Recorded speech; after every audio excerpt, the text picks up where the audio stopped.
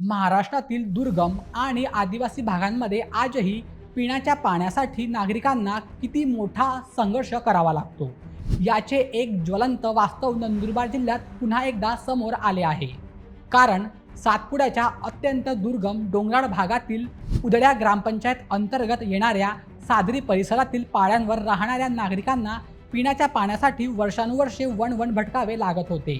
विशेषतः महिला आणि लहान मुलांना पाण्यासाठी प्रचंड त्रास सहन करावा लागत होता।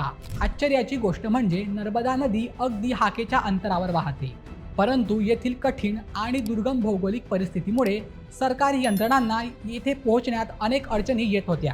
शासनाच्या जलजीवन मिशन सारख्या योजनांवर कोट्यावधी रुपयांचा निधी खर्च होत असतानाही या योजना केवळ कागदी घोडे नाचवण्यापलीकडे सरकलेल्या नव्हत्या, ज्यामुळे सातपुड्यातील या आदिवासी बांधवांची तहान भागलेली नव्हती।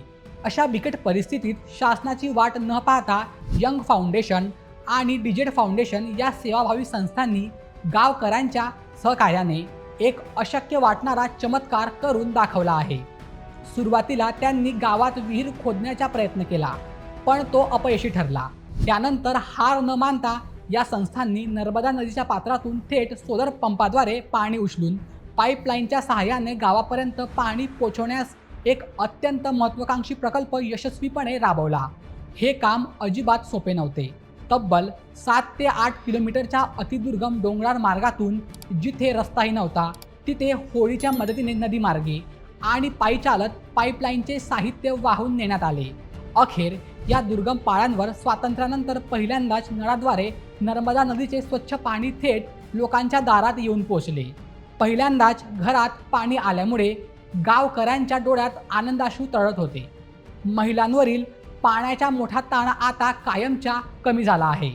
गावकरी ते राव काय करी याची प्रचिती देण्याच्या या कौतुकास्पद उपक्रमाची सध्या राज्यभरात चर्चा सुरू आहे।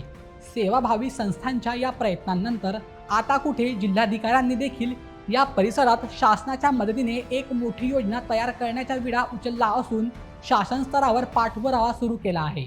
दुर्गम भागातील या मोठ्या बदलाची आणि गावकऱ्यांच्या संघर्षाची ही प्रेरणादायी माहिती तुम्हाला कशी वाटली ते आम्हाला कमेंट करून नक्की सांगा। आणि अशा व्हिडिओसाठी आपल्या बोलएमएचच्या यूट्यूब चॅनलला सबस्क्राईब करायला विसरू नका। धन्यवाद।